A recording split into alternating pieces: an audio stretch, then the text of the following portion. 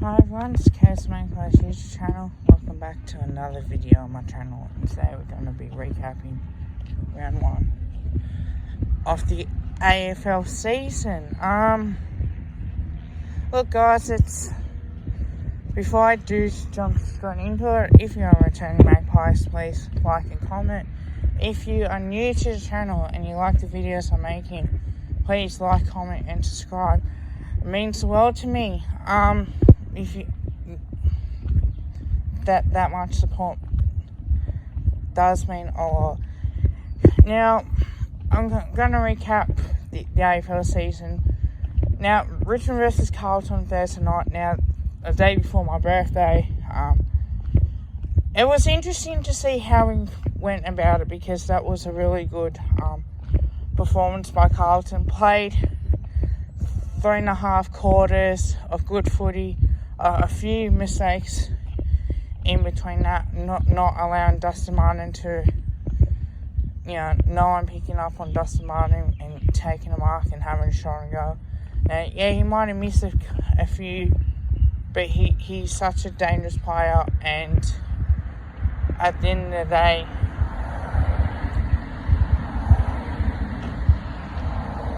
he was responsible. And he was the man of the moment that helped Richmond win the game, with him, Jack Relo, and as well. Friday night footy, big game. My birthday night.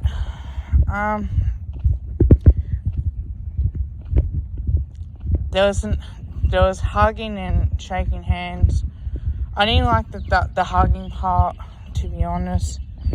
Before the game, I think we had to be a bit more physical. There was a lot made out of the booing of Adam Chor, and look, as much as it's probably not his fault, it wasn't like he left on his own accord. There were plenty of players that do get booed that did not want to stay, that had to go to another club. In the end, he did choose to go to another club, and that's technically, and I think that was the reason why that we did see a little bit booing. There was clapping after the game. Look, to be honest, I was more angry. I didn't clap for that reason. I was more angry after the game, because the way that we did play. It was a frustrating night. I wanted so much to win on my birthday. Look, I'm not a bad person, but I'm very passionate about my team. I get angry when we do lose, and I'm very excited when we do win. Type of person. But we do need to understand he doesn't play for us anymore. It's just like Sav Rocker, he didn't want to go. Mick wanting to retire. So I think we do have to be real careful with that when it comes to situations like that. But let's recap that game. So it was a difficult night.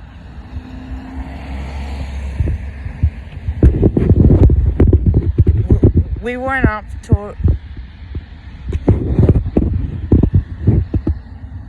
To me, the Thursday night game felt so real, because you had Carlton starting off well, and they stuck with them. But with Collingwood, it was, the Western Bulldogs jumped us, kicking the first 3 goals.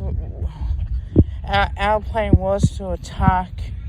Then we had to be defensive because of the Western Bulldogs' control.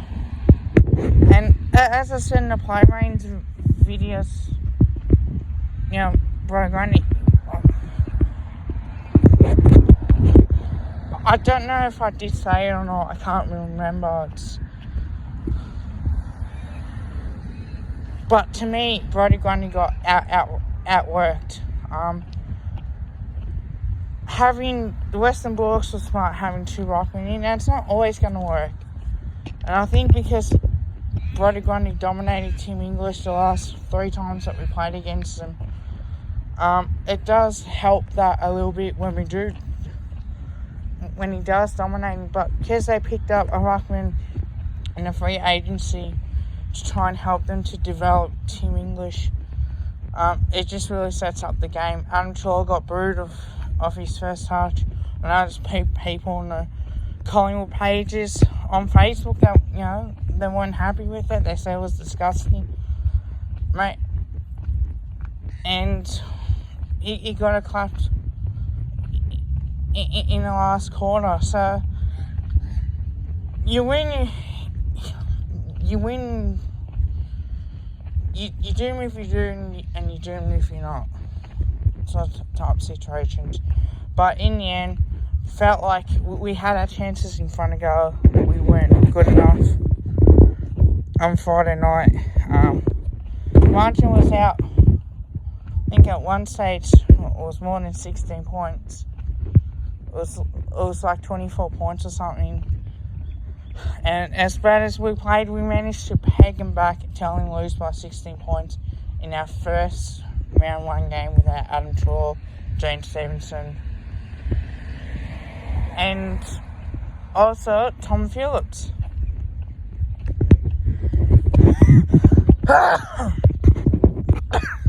Excuse me.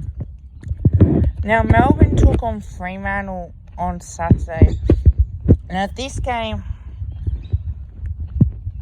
is a massive build-up because realistically, and so was Thursday night and Friday night footy, I'm not discounting them, Bulldogs were good, and so were Richmond in the end. But this game was a must-win game for both teams because they had to, wanting to make finals, or certainly play in finals, they have to start winning. It's the fact was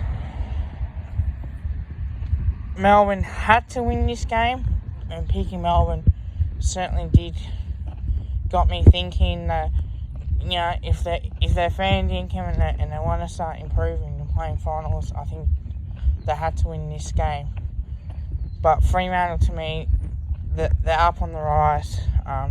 Potential chance of playing finals in 2021, and to only go down by 22 points, and inaccurate kicking, and I thought Steve Mayhew was good, Jake Lever was good, Tom McDonald was good in the forward line for Melbourne, and he's been under a lot of pressure too. He hasn't really performed as much as what he would have liked. They lost Jesse Hogan, and he was the main man, and to be honest, he didn't really handle that pressure really well, but to dominate the game like he did playing that forward line really helps, sets up the way that Melbourne play going forward. Also, Adelaide versus Geelong. Now, you would have thought it's an easy win for Geelong.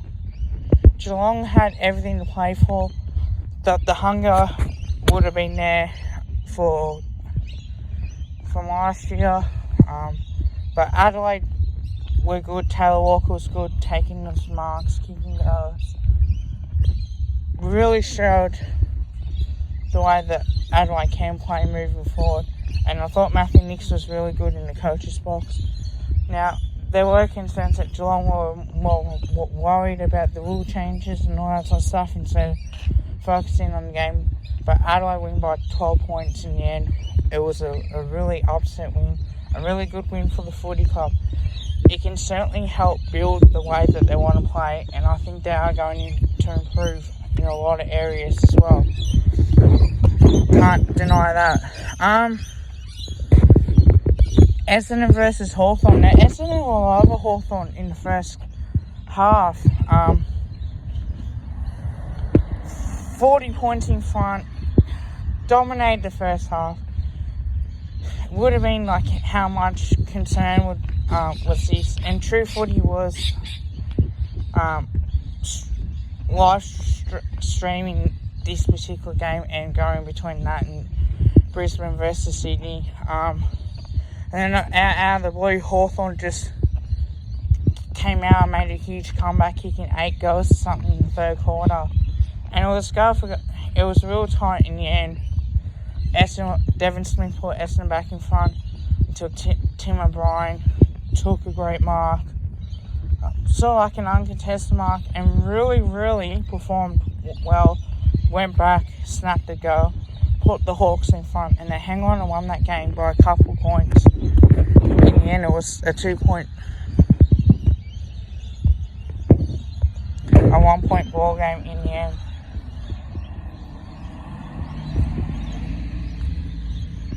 So, a really good win by the Hawks.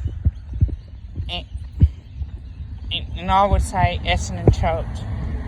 Now, there is a bit of criticism that's going to come Ben Martin's way. I'm going to say this right now. You don't say, oh, we show what we can play for, in the first half the way we want to play a brand of footy. But, mate, you play 4 quarters. You should be winning that game by 100 points. Now, we've seen how North Melbourne, Port Adelaide played. And I'm going to get to that after the Brisbane-Sydney game. But you wanted to perform and step up that next level. And to me, it didn't feel like that was ever going to be the case. Hawthorn had a good comeback. Alice Clarkson was very happy with the way that Hawthorn can play.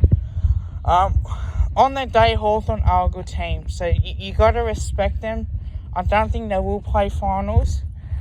But it is just round 1. I'm not gonna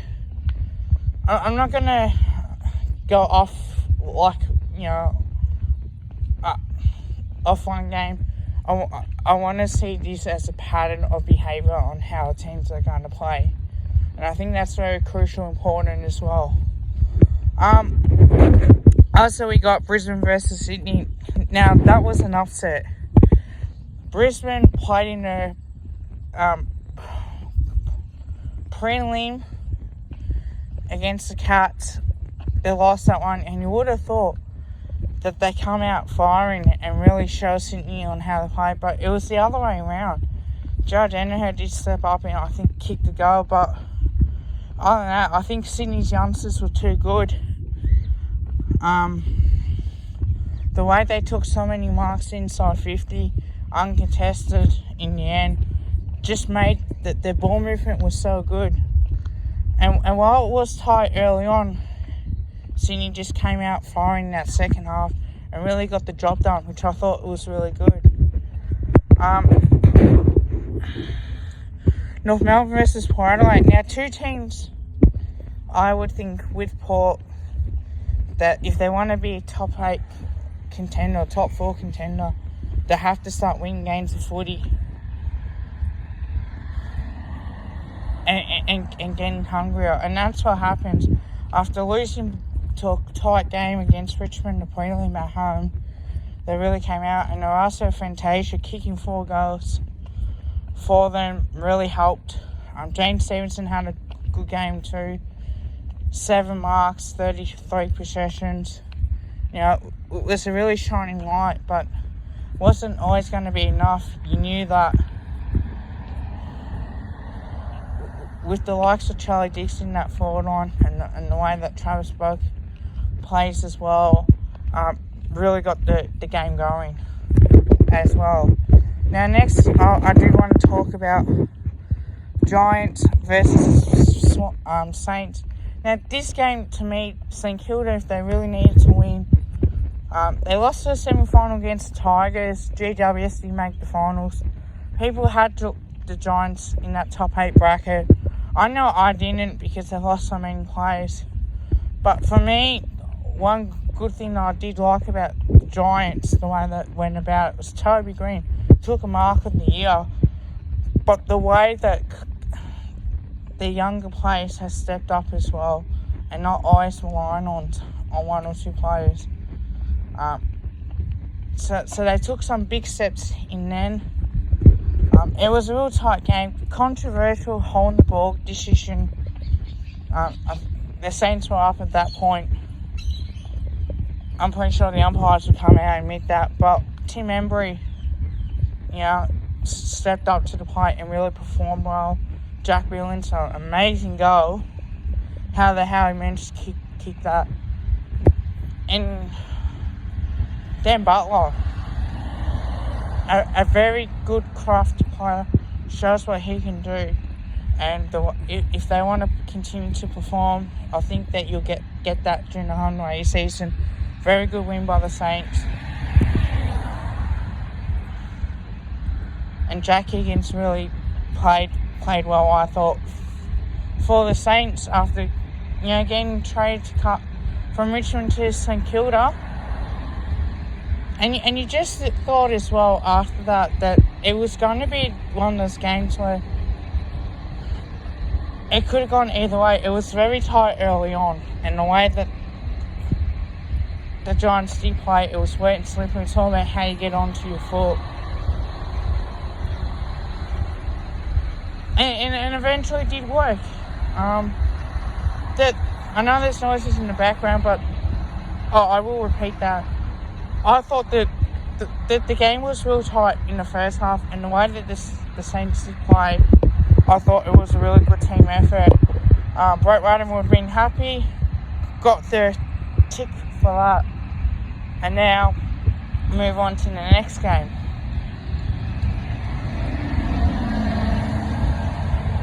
Now, the West Coast Eagles versus the Suns. Now, I had the Suns on the rise, certainly going up high on the ladder. West Coast Eagles finished top, fifth on the ladder, more than 2 years straight.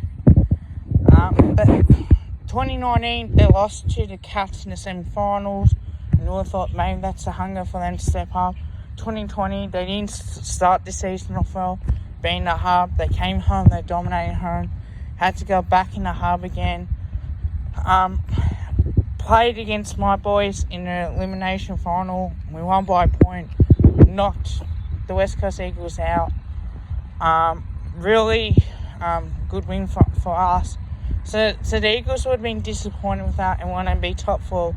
Now, I still see them as a top 4 team regardless, but they showed something on Sunday. I know True 40, Jesse from True 40 was there too. Did mention that in his live streams that he would be going to it. But to me, Matt Rail's injury was a sour taste. I like to see this young kid play. He's really good. But I thought the Suns did step up and really made it tight for him and tough for him as well. I saw the way how the Suns did try to stop the Eagles from using the corridor, and that plan really worked out. In the end, it was West Coast experience, got them over the line. Liam Ryan, Josh Kennedy, pretty sure he did play, and Jack Darling. Oscar Allen was another one that stepped up, Nick Nainuri. So it was a really good win for the West Coast Eagles, a really good win for the Western Bulldogs. People did have the Western Bulldogs, so I thought I didn't. I had them at the same mark or potentially dropping out as well. Look, it's off round 1. I'm not going to discount any team. I hope you guys do like the video. I'm not being disgruntled about Collingwood, don't worry. People are going to be saying that. But at the end of the day, I'm always passionate about my team. Credit has to go out to the Western Bulldogs, of course, because they played a bit smarter than what we did. But, it's round 1. Look forward to this week. If you do like the video, please like, comment, and subscribe. If you're new to the channel, if you do enjoy it, please always let me know in the comments below. This is what you guys think. It was a real good game. We know Richmond won by 25 points. Question marks will be on Carlton, definitely, and rightly so. And question marks will be on Collingwood, rightly so. But I agree with Kane Corns and what he said. I do agree on what they said at first crack. Like, even Tom Rose even said it himself. And I even agree with him that just have to be a bit more physical. Certain plays, I know you can get in the heads by being physical, by getting limping and getting it may not work for Adam Shaw. Then it's just like, well, that didn't work. But it is what it is. Until next time, calm the pies. And I'll see you with an AFLW recap video, and that's going to come out straight after this as well. This is going to be on my YouTube channel, and I'm going to post them up on the Facebook pages because, I do like a lot of feedback as well. Until next time, bye everyone.